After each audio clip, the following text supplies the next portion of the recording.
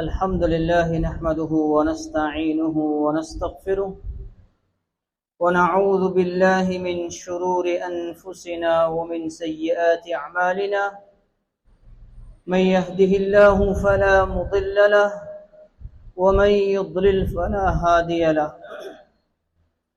ونشهد أن لا إله إلا الله وحده لا شريك له ونشهد أن محمدا عبده ورسوله. أما بعد، قال الله عز وجل في القرآن المجيد: أعوذ بالله من الشيطان الرجيم. بسم الله الرحمن الرحيم. وأتموا الحج والعمرة لله. صدق الله العزيز العظيم. அளவற்ற அருளாளனும் நிகரற்ற அன்புடையவனுமாகிய எல்லாம் வல்ல அல்லாஹு தஆலாவுக்கே புகழ் அனைத்தும். அல்ஹம்துலில்லாஹ். ஸலாத்தும் ஸலாமும் இறுதி தூதர் முஹம்மது முஸ்தபா அஹ்மதே முஷ்தபா ரசூலே அக்ரம் ஸல்லல்லாஹு அலைஹி வஸல்லம் அவர்கள் மீதும், அன்னாருடைய போதனைகளை எடுத்து நடந்த சஹாபா தோழர்கள், தாபிஈன்கள், முத்தகீன்கள், கியாமத் நாள் வரைக்கும் வரக்கூடிய முஃமினான ஆண்கள் பெண்கள் அனைவர் மீதிலும் அல்லாஹுடைய ஸலாத்தும் ஸலாமும் என்றென்றும் உண்டாவதாக. புனிதமான ஜும்மாவுடைய கடமையை நிறைவேற்றுவதற்காக அல்லாஹுடைய புனித இல்லத்திலே வந்து அமர்ந்திருக்கக்கூடிய எல்லாம் வல்ல அல்லாஹ்வின் நல்லடியார்களே, கனவான்களே, சகோதரர்களே, நம்மை படைத்த அல்லாஹ் ஜல்ல ஜலாலுஹு உலகத்தில் எவ்வாறு வாழ வேண்டும் என்று எம்மை பணித்திருக்கின்றானோ, எவைகளை எடுத்து நடக்க வேண்டும் என்று ஏவி இருக்கின்றானோ, உடலில் உயிர் இருக்கும் வினாடி வரைக்கும் அல்லாஹுடைய ஏவல்கள் அனைத்தையும் எடுத்து நடந்து கொண்டே இருக்கும்படியும், அல்லாஹ் ரப்புல் ஆலமீன் என்னென்ன காரியங்களை விட்டும் நம்மை தடை செய்து விலக்கி இருக்கின்றானோ, ஹராம் என்று சொல்லி தவிர்ந்து கொள்ளும்படி எச்சரிக்கை செய்திருக்கின்றானோ, அப்படியான சகல காரியங்களை விட்டும் விலகி அல்லாஹ்வை அஞ்சி பயந்து தக்வாவுடைய வாழ்க்கையை மேற்கொள்ளுமாறு முதலில் எனக்கும் அப்பால் உங்களுக்கும் இறையச்சத்தை கொண்டு நல்ல உபதேசம் செய்கின்றேன், வசியத் செய்கின்றேன். கண்ணியமான சகோதரர்களே, அல்லாஹ் சுப்ஹானஹு தஆலா புனிதமான தீனுல் இஸ்லாத்தை நமக்கு மார்க்கமாக ஆக்கி தந்திருக்கிறான். இந்த தீன், இந்த இஸ்லாம், அல்லாஹுக்கு வழிபடுவது, வானம் பூமிகள் அனைத்தையும் படைத்தவனுக்கு அடிமையாக இருப்பது அல்லாஹுடைய அருட்கொடை, அல்லாஹுடைய நியாமத். அல்லாஹ் சுப்ஹானஹு தஆலா இந்த தீனுல் இஸ்லாத்தை நமக்கு தந்து சுமக்க முடியாத பாரங்களை, தாங்க முடியாத கஷ்டங்களை அல்லாஹ் நமக்கு தரவில்லை. 5 கடமைகளை தந்திருக்கிறான். புனியல் இஸ்லாமு அலா ஹம்ஸின். இஸ்லாம் என்பது 5 பெரும் கடமைகள் மீது அமைக்கப்பட்ட ஒரு ஸ்திரமான ஒரு மார்க்கமாக இருக்கிறது. கலிமாவை சொல்லிவிட்டோம், அல்லாஹ்வை தவிர நாயன் யாரும் இல்லை என்று சாட்சி சொல்லி இருக்கிறோம். நபி முஹம்மது ஸல்லல்லாஹு அலைஹி வஸல்லம் அவர்கள் அல்லாஹ்வுடைய தூதர் என்று ஏற்றுக்கொண்டிருக்கிறோம், உண்மைப்படுத்துகிறோம். 5 கால தொழுகைகளை நிறைவேற்றுகிறோம். 2வது கடமை, யாருக்கும் இந்த சந்தர்ப்பத்திலும் தொழுகையை விடுவதற்கு அனுமதி கிடையாது. நின்று முடியவில்லையா, அமர்ந்து தயம்மம், வுது செய்ய முடியவில்லையா, தயம்மம் செய்து தொழுகையை நிறைவேற்றி ஆக வேண்டும். பிரயாணமா, சுருக்கி சேர்த்து தொழ வேண்டுமே தவிர தொழுகையை விடுவதற்கு யாருக்கும் எந்த சலுகையையும் மார்க்கம் கொடுக்கவில்லை. பருவ வயதை அடைந்ததிலிருந்து கடைசி மூச்சு வரை அவர் அடையக்கூடிய அத்தனை தொழுகைகளையும் கலாவாக்காமல் உரிய முறையில் நிறைவேற்றுவது ஒவ்வொரு மீதும் ஃபர்து ஐனாக இருக்கிறது. ரமதான் மாதம் வந்துவிட்டால் பசித்திருக்கிறோம், தாகித்திருக்கிறோம், நோன்பை பிடிக்கிறோம். அல்லாஹுடைய விருப்பத்துக்காக, அவனுடைய அன்பை பொருத்தத்தை அடைவதற்காக பசித்திருக்கவும் தயார், தாகித்திருக்கவும் தயார். கடும் வெயில், தாகம் இருந்தாலும் எதையும் குடிக்க மாட்டோம். அல்லாஹுடைய கட்டளை அவனை திருப்திப்படுத்துவோம் என்ற ஒரே குறிக்கோளில் மக்ரிபுடைய அசான் வரைக்கும் நாம் பொறுத்து அல்லாஹுடைய பொருத்தத்தை தேடி அந்த கடமையை நிறைவேற்றுகிறோம்.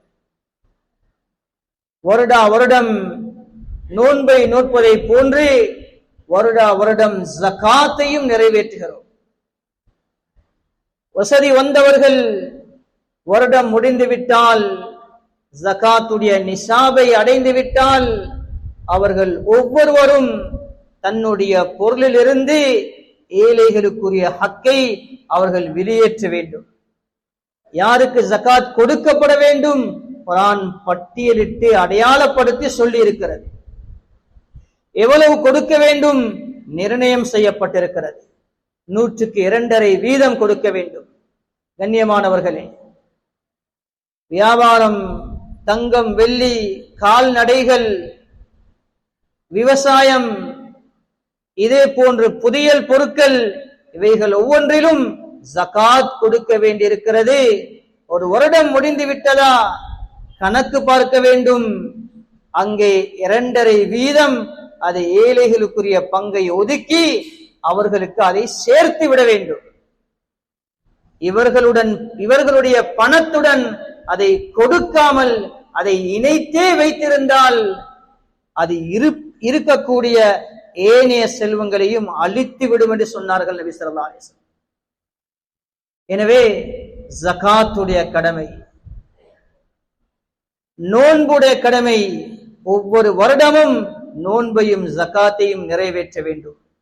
ஒவ்வொரு நாளும் 5 நேர தொழுகையை நிறைவேற்ற வேண்டும்.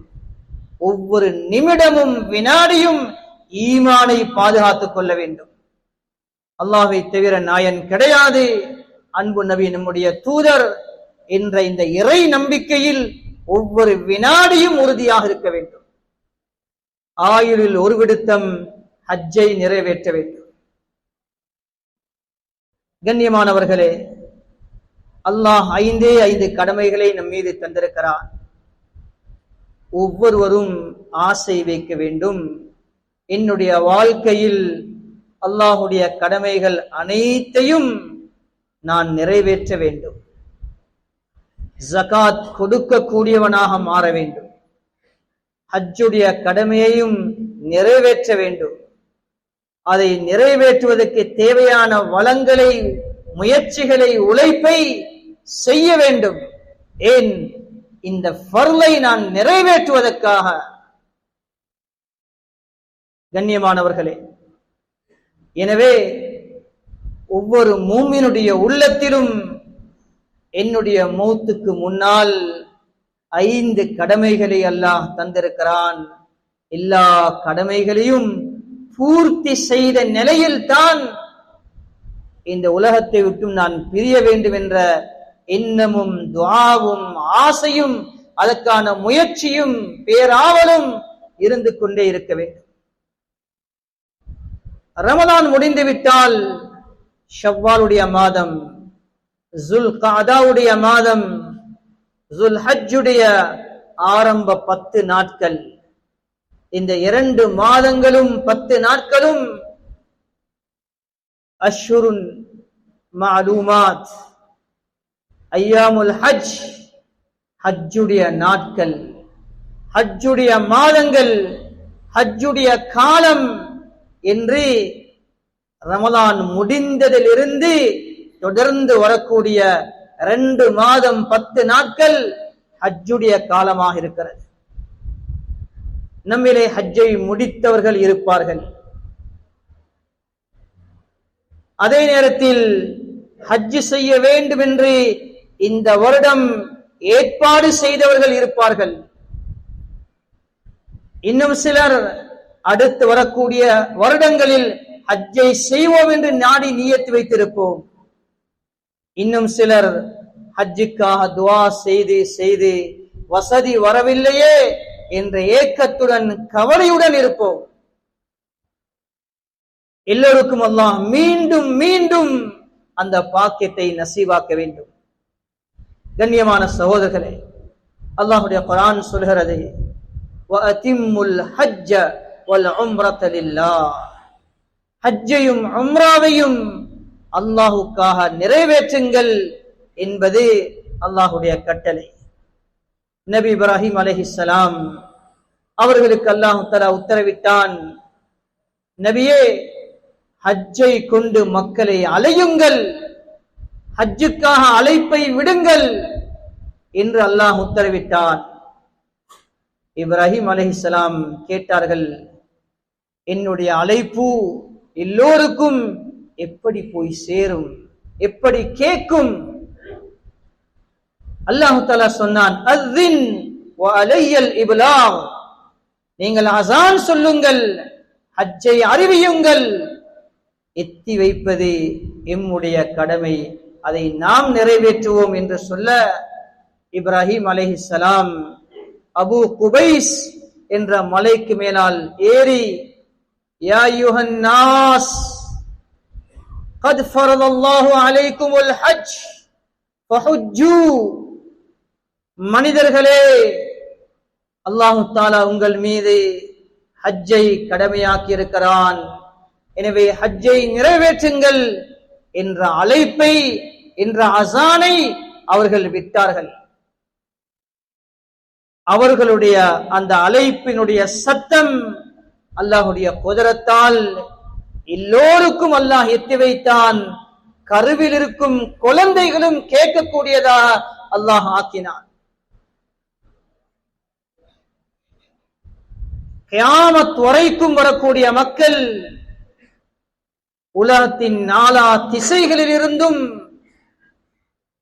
காபாவை நோக்கி, மக்கா முக்கர்ரமா மதீனா முனவ்வராவை நோக்கி படையெடுக்குகிறார்கள். யத்தூன மின் குல்லி ஃபஜ்ஜின் அமீக், எல்லா திசைகளிலிருந்தும் மக்கள் ஹஜ்ஜை நாடி செல்கிறார்கள். கியாமத் வரைக்கும் சென்று கொண்டே இருப்பார்கள். அவர்களுடைய அழைப்பின் பிரதிபலன், பதில் சொன்ன அத்தனை பேரும் ஹஜ்ஜுடைய கடமையை நிறைவேற்றுவார்கள்.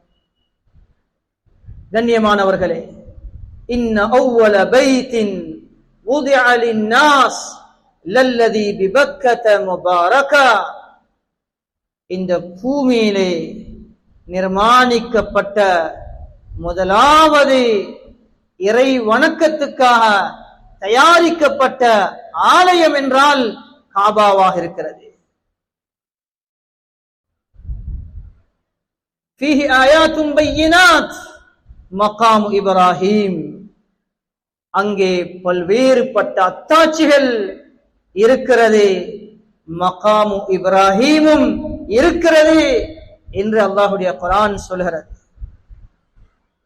பல அத்தாட்சிகள், ஜம்சம், ஹஜருல் அஸ்வத், மகாம் இப்ராஹிம், காபா, மஸ்ஜிதுல் ஹராம், சஃபா மர்வா, இன்னும் எத்தனையோ பல்வேறுபட்ட அத்தாட்சிகளை உள்ளடக்கிய ஒரு புனித இடமாக அது இருக்கிறது. நபி ஸல்லல்லாஹு அலைஹி வஸல்லம் சொன்னார்கள், மாஉ ஸம்ஸம் லிமா ஷுரிப லஹு, ஸம்ஸம் நீர் யார் எதற்காக நாடி குடிக்கிறார்களோ அவர்களுக்கு அது நிறைவேறும். பசிக்காக குடித்தால் பசி தீரும், தாகத்துக்காக குடித்தால் தாகம் தீரும், நோய்க்காக குடித்தால் குணம் கிடைக்கும். என்ன நியத்தை நாடி அல்லாஹ் இதை நிறைவேற்ற வேண்டும் என்று மனதால் நியத் வைத்து அதை அருந்தினால் அதன் பரக்கத் அல்லாஹ் அவருடைய நாட்டத்தை நிறைவேற்றி கொடுப்பார். நபி இப்ராஹிம் அலைஹிஸ்ஸலாம் அவர்களுடைய குடும்பம் செய்த தியாகம் இஸ்மாயில் அலைஹிஸ்ஸலாம் அவருடைய கால் அடியிலிருந்து வெளிவந்த நீர் ஊற்று அன்றிலிருந்து இன்று வரைக்கும் ஒத்தவில்லை, கியாமத் வரைக்கும் ஒத்த மாட்டாது. ஹஜ்ஜுக்கு செல்வோர்கள், உம்ராவுக்கு செல்வோர்கள் மட்டுமல்ல, உலகத்தில் உள்ள அனைத்து மனித கோடிகளும் இந்த நீரை தவிர வேற எதையும் குடிக்க மாட்டோம் என்ற முடிவுக்கு வந்தாலும் எல்லோருக்கும் அந்த நீரை அல்லாஹ் வணங்குவான். பரக்கத்துள்ளதாக அல்லாஹ் அதை ஆக்கி வைத்திருக்கிறான். எனவே யார் அங்கே செல்கிறார்களோ எவ்வளவு முடியுமோ அதிகமாக அந்த நீரை பருக வேண்டும், குடிக்க வேண்டும். பரக்கத்தான நீர், அதற்கு நிகரான ஒப்பான சுவையான நீர் அதை தவிர வேறு எதுவும் கிடையாது உலகத்தில். மகாம் இப்ராஹிம், இதுவும் அல்லாஹுடைய ஒரு அத்தாட்சி. இப்ராஹிம் அலைஹிஸ்ஸலாம் காபாவை கட்டுவதற்காக ஏறி நின்று கட்டிய அந்த கல், அவர்களது பாதங்கள் அதிலே பதிந்திருக்கிறது. உமர் ரலியல்லாஹு தஆலா அவர்கள் அல்லாஹ்விடம் துஆ கேட்டார்கள், பல விடயங்களை விரும்பினார்கள். அல்லாஹ் தஆலா ஆயத்தை இறக்கி சட்டமாக்கினான். அதில் ஒன்றுதான், மதுபானம் ஹராமாக்கப்படாதா, இந்த போதை வஸ்து தடுக்கப்பட்டால் நல்லமே. அவர்களுடைய விருப்பம், எதிர்பார்ப்பு, துஆ, அல்லாஹ் ஆயத்தை இறக்கினான், அதை தடை செய்தான், ஹராமாக்கினான். அதே போன்று இந்த மகாம் இப்ராஹிம், இது தொழக்கூடிய இடமாக இருந்தால் நன்றாக இருக்குமே. அல்லாஹு தஆலா குர்ஆனுடைய வசனத்தை இறக்கி வைத்தான், வத்தஹிது மின் மகாமி இப்ராஹீம முஸல்லா. மகாம் இப்ராஹீமை தொழும் இடமாக எடுத்துக் கொள்ளுங்கள், அல்லாஹுடைய வசனம்.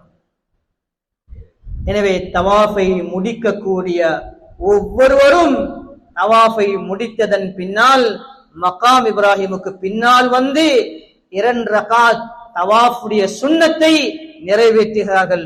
அது விசேஷமான தொழக்கூடிய இடம். ஹஜ்ருல் அஸ்வத், நஸலல் ஹஜ்ருல் அஸ்வத் மினல் ஜன்னா. சொன்னார்கள் நபி ஸல்லல்லாஹு அலைஹி வஸல்லம், ஹஜ்ருல் அஸ்வத் அது சொர்க்கத்துடைய கல். இப்ராஹிம் அலைஹிஸ்ஸலாம் காபாவை கட்டிக் கொண்டிருக்கிறார்கள். ஒரு கல் வைக்கக்கூடிய இடம் பாக்கியாக இருக்கிறது. மகன் இஸ்மாயிலிடம் ஒரு கல்லை கொண்டு வருமாறு சொன்னார்கள். அவர்கள் ஒரு கல்லை கொண்டு வருவதற்கு முன்னால் இங்கே ஒரு கல் வைக்கப்பட்டிருக்கிறது. கேட்டார்கள், இந்த கல் எங்கிருந்து வந்தது? நஸரல் ஹஜ்ருல் அஸ்வத் மினல் ஜன்னா, சொர்க்கத்திலிருந்து அல்லாஹ் இந்த கல்லை இறக்கி வைத்தார்.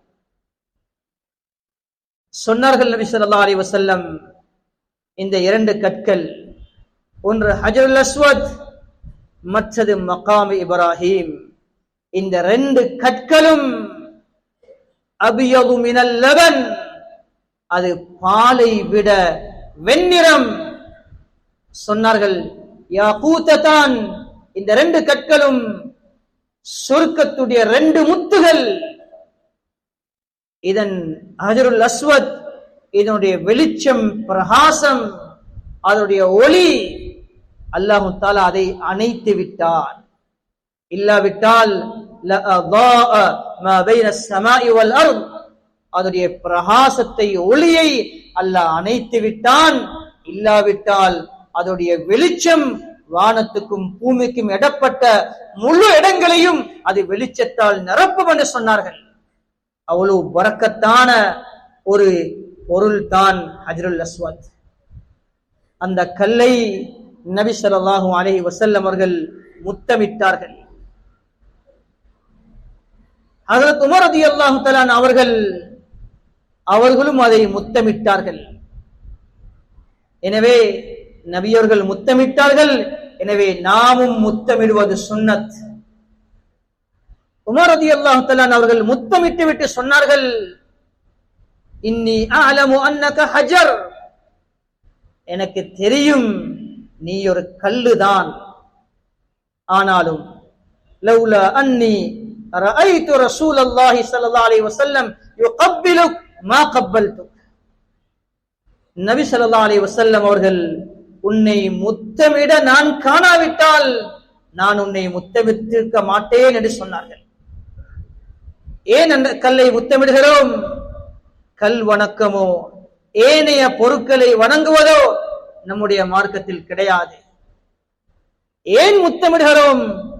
நம்முடைய நபி ஸல்லல்லாஹு அலைஹி வஸல்லம் முத்தமிட்டார்கள், அதனால் முத்தமிடுகிறோம். கண்ணியமான சகோதரர்களே, ஹஜ்ஜுக்காக 20 லட்சம் 25 லட்சம் இன்னும் பல லட்சங்கள் கொடுத்து ஹஜ்ஜை நிறைவேற்ற அங்கே செல்லக்கூடியவர்களுக்கு கிடைக்கக்கூடிய பல நன்மைகள், பல பாக்கியங்கள். அதில் ஒன்று, இந்த கல்லை எம் உயிரும் மேலான முஹம்மது ஸல்லல்லாஹு அலைஹி வஸல்லம், அல்லாஹ்வுடைய நெருக்கமான தூதர், அவருடைய முகத்தை அந்த கல்லிலே முத்தமிட்டார்கள், பதித்தார்கள். நம் போன்ற பாவிகளுக்கும் அதே இடத்தில் நம்முடைய முகத்தையும் வைத்து முத்தமிட ஒரு பாக்கியம் கிடைக்கிறது என்றால், உலகத்தில் நாம் சம்பாதித்த பணங்களில் செலவழிப்பதற்கு அது லட்சமாக இருக்கலாம், கோடியாக இருக்கலாம், இது போன்ற ஒரு பாக்கியத்துக்கு விலை மதிப்பு எவ்வளவு? கண்ணியமானவர்களே, விலை மதிக்க முடியாத ஒரு பாக்கியம்.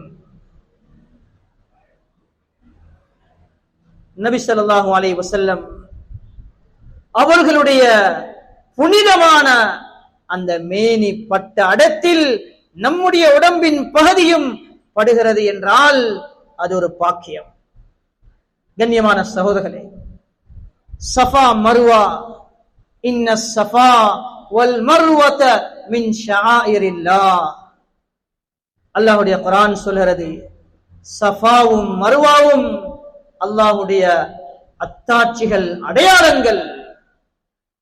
2 மலைகள், சஃபாவிலிருந்து மர்வாவுக்கு, மர்வாவிலிருந்து சஃபாவுக்கு.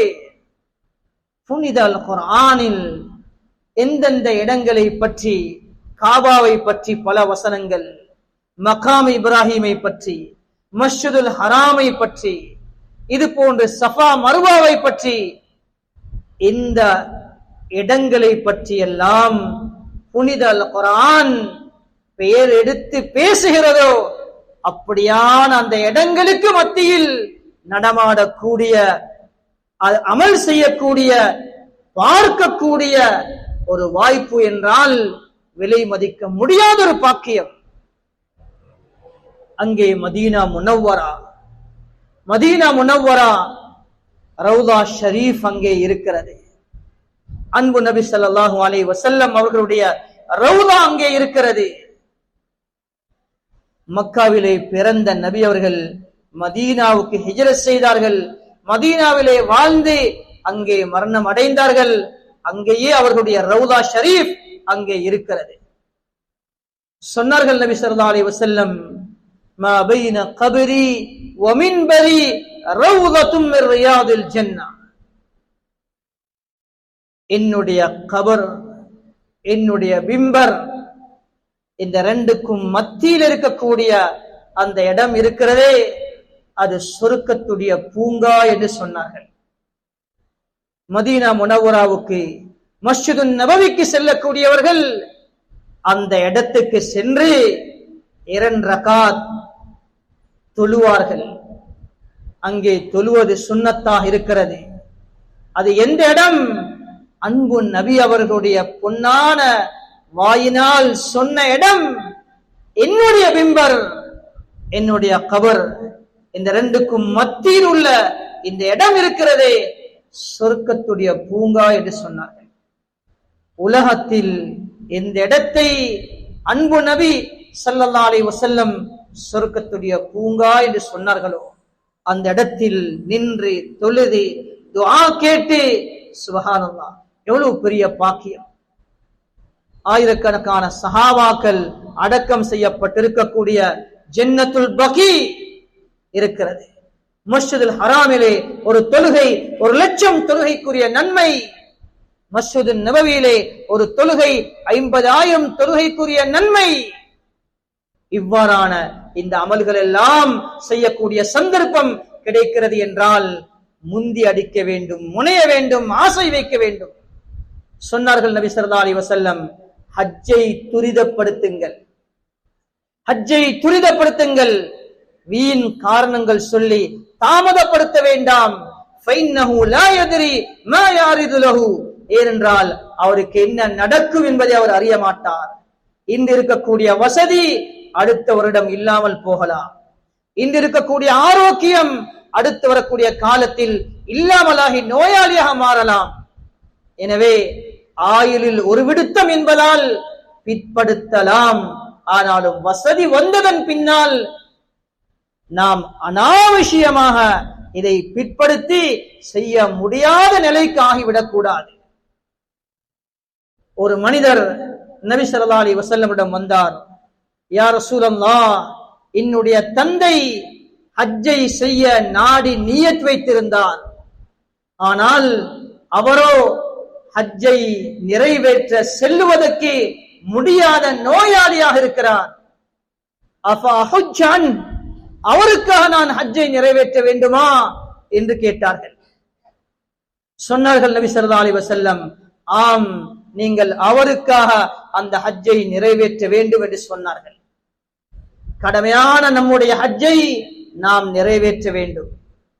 நம்முடைய பெற்றார்கள் வசதி இருந்தது, ஹஜ்ஜை முடிக்க இருந்தார்கள், ஹஜ்ஜை முடிக்க முன்னால் மரணித்து விட்டார்கள் என்றால் அவர்களுக்காக நாம் பதல் ஹஜ், அவர்களுடைய பேரில் ஹஜ்ஜை நிறைவேற்றி வைப்பது, அந்த ஹஜ்ஜை செய்வதும் நம்முடைய கடமையாக பொறுப்பாக இருக்கிறது. இன்னொரு பெண்மணி வந்தார்கள். அன்ன இம்ராத்தும் மின் ஜுஹைனா, ஜுஹைனா கோத்திரத்தை சேர்ந்த ஒரு பெண்மணி வந்தார்கள். வந்து கேட்டார்கள், யா ரசூலல்லாஹ், நஸரத் உம்மி அன் தஹஜ், என்னுடைய தாய் ஹஜ் செய்ய நேர்ச்சை செய்திருந்தார்கள். ஆனால் ஹஜ்ஜை நிறைவேற்றுவதற்கு முன்னால் மரணித்து விட்டார்கள். அவர்களுக்காக நான் ஹஜ்ஜை நிறைவேற்ற வேண்டுமா என்று கேட்ட நேரத்திலே நபி ஸல்லல்லாஹு அலைஹி வஸல்லம், ஆம், அவருக்காக நீங்கள் ஹஜ்ஜை நிறைவேற்ற வேண்டும் என்று சொல்லிவிட்டு அதற்கு பின்னால் மீண்டும் தெளிவுபடுத்த நபி ஸல்லல்லாஹு அலைஹி வஸல்லம் ஒரு கேள்வியை கேட்டார்கள். உன்னுடைய தாய் யாருக்காவது கடன் கொடுக்க இருக்கிறது, அந்த கடனை கொடுக்காமல் மரணித்து விட்டால் அவருக்காக அந்த கடனை நீர் நிறைவேற்றுவாயா என்று கேட்டார்கள். அந்த பெண் ஆம் யா ரசூலல்லாஹ் என்று சொல்ல நபி ஸல்லல்லாஹு அலைஹி வஸல்லம் சொன்னார்கள், ஃபல்லாஹு அஹக்கு பில் வஃபா, கடன் நிறைவேற்றப்படுவதற்கு அல்லாஹ் மிக தகுதியானவன். நேர்ச்சை வைத்தார், ஹஜ்ஜை செய்வதற்கு செய்ய முன்னால் மரணித்து விட்டார். எனவே இவர் அல்லாஹ்வுக்கு நேர்ச்சை செய்த இந்த கடனை அவர் அல்லாஹ்வுக்கு நிறைவேற்ற வேண்டும். பெற்றார் மரணித்து விட்டால் கடன் இருப்பதை அடைக்கிறோம், கட்டாயம் செய்ய வேண்டும். அதே போன்று இதை நபியர்கள் ஞாபகம் செய்தார்கள். ஃபல்லாஹு அஹக்கு பில் வஃபா, கடன் நிறைவேற்றப்படுவதற்கு அல்லாஹ் மிக தகுதியானவன். எனவே கண்ணியமானவர்களே, வசதி பணத்தால் மட்டுமல்ல, நிலம் இருக்கிறது, தேவைக்கு அதிகமான வாகனங்கள் இருக்கிறது, தேவைக்கு அதிகமான நிலங்கள் இருக்கிறது, ஒன்றுக்கு மேற்பட்ட வீடுகள் இருக்கிறது, காசு கையிலே கிடையாது. ஃபுகஹாக்கள் சொல்கிறார்கள், இவருக்கு ஹஜ் கடமையாகிவிட்டது, இவைகளில் ஏதாவது ஒன்றை விட்டு விட்டாலும் ஹஜ்ஜை நிறைவேற்ற முடியும் என்றிருந்தால் இவர் அதை விற்று ஹஜ்ஜை நிறைவேற்ற வேண்டுமே தவிர தாமதப்படுத்தக் கூடாது. எனவே கண்ணியமான சகோதரர்களே, அல்லாஹ் சுப்ஹானஹு வ தஆலா நமக்கு விதியாக்கியிருக்கக்கூடிய இந்த புனிதமான கடமைகள், புனிதமான இபாதத்துகள், சுமக்க முடியாத பாரங்களை அல்லாஹ் எங்களுக்கு சுமத்தாட்டவில்லை. முடியுமான, ஏழுமான, எல்லோரும் நிறைவேற்ற இயலுமான கடமைகளை தான் அல்லாஹ் தந்திருக்கிறான். வருடம் ஹஜ் செய்ய வேண்டும் என்று விதியாக்கவில்லை. ஆயுளில் ஒரு விருத்தம் மாத்திரம் ஹஜ்ஜை நிறைவேற்றுங்கள். பல லட்சக்கணக்கான மக்கள், 20-30 லட்சம் மக்கள் அல்லாஹுடைய உதவியால் எந்த சிரமமும் இல்லாமல் எல்லா தேவைகளையும் நிறைவேற்றிக் கொண்டே மிக தூய்மையாக, சுத்தமாக, தெளிவாக ஒவ்வொருவரும் அவருடைய அமல்களை முடித்து வரக்கூடிய ஒரு ஏற்பாட்டை அல்லாஹ் ரப்புல் ஆலமீன் நமக்கு செய்து தந்திருக்கிறார். எனவே வாழ்க்கையில், நம்முடைய வாழ்க்கையில் யாருக்கும் கடனாளியாக மனிதர்களுக்கு மரணிக்க கூடாது. அவருக்கு கடன், இவருக்கு கடன். ஜனாசா மஸ்ஜிதுக்கு சந்தூக் வருகிறது, ஆனால் நீதிமன்றத்தில் வழக்கிருக்கிறது. நீதிமன்றத்தில் வழக்கிருக்கிறது. காணி சண்டை, வீடு சண்டை. கண்ணியமானவர்களே, வாழ்க்கை முடிந்து விட்டது. சண்டை வாழ்க்கையை விட நீளமாக இருக்கிறது. யாருக்கும் கடன் இல்லாமல், நம்முடைய ஹக்கில் யாருக்கும் எதையும் கொடுக்க வேண்டிய ஒரு நிலை இல்லாமல், மனிதர்களுக்கோ படைத்தவனுக்கோ கடன் அற்ற நிலையில் நம்முடைய இறுதி மூச்சை கலிமாவுடன் சந்திக்க வேண்டும். அதுதான் தூய்மையானது. ரப்புல் ஆலமீன் அல்லாஹு தஆலா நம் அனைவருக்கும் அந்த பாக்கியத்தை நசீபாக்கி வைப்பானாக. வாழ்க்கையில் யாருக்கும் கடன் இல்லாத நிலையில் நம்முடைய கடைசி நேரத்தை அல்லாஹ் தந்தருவானாக. நம்முடைய வாழ்க்கையில் எல்லோருக்கும் நல்லுதவி செய்யக்கூடிய நன்மக்களாக அல்லாஹ் எங்களை வாழ வைப்பானாக.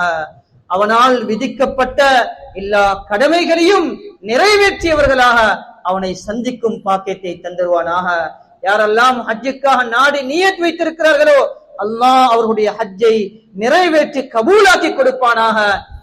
சகல விதமான வசதிகளுடனும் லேசான முறையில் கடமையை நிறைவேற்றி வரக்கூடிய பாக்கியத்தை கொடுப்பானாக. யாரெல்லாம் ஹஜ்ஜை முடிக்க ஆவல் வைத்து துஆ கேட்டு முயற்சி செய்து கொண்டிருக்கிறார்களோ, வசதி இல்லாமல் எண்ணம் வைத்திருக்கிறார்களோ, அவர்களுக்கு அந்த வசதியை அல்லாஹ் நீ கொடுப்பாயாக. அடிக்கடி உன்னுடைய ஆலயத்தை சந்திக்கக்கூடிய, இபாதத் செய்யக்கூடிய அந்த பாக்கியத்தை, ஹஜ் உம்ராவுடைய பாக்கியங்களை நம் அனைவருக்கும் நசீபாக்கி வைப்பாயாக. வ ஆகிரு தஅவானா அனில் ஹம்துலில்லாஹி ரப்பில் ஆலமீன்.